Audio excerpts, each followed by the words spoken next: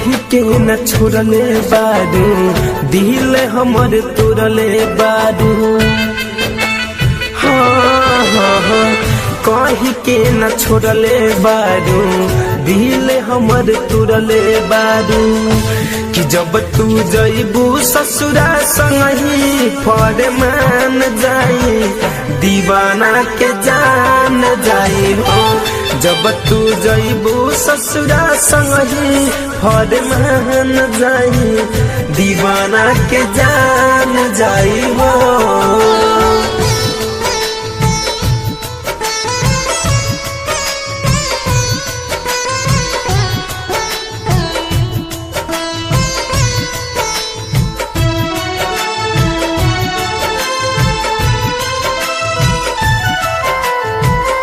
कि कहबो करी हो नया जहाँ जान रही हो या बात। कि हमर काबा हम तो हो गईनी बर्बाद गोरिया बर्बाद गोरिया।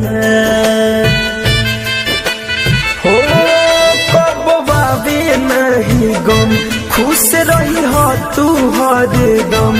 कि कबो मूड के न देखी हो हमार ओरिया ए हमार गोरिया।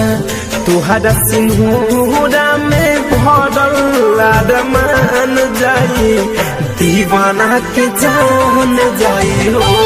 जब तू जइबू ससुरा संगही फरमान जाई दीवाना के जान जाई हो।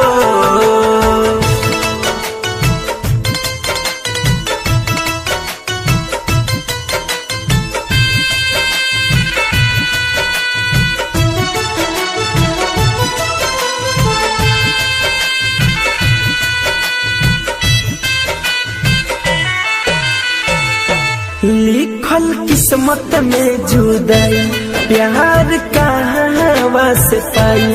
तू तो अवधिस के दिहालू बताई गोरिया हो दिखाई गोरिया। हो अक्षर प्रेम के अधूरा कब होला नहीं पूरा। बात दिहलू तू फेरू दोहराई गोरिया समझाई गोरिया। धनंजय रमेश के बनल पहचान जाई दीवाना के जान जाई हो।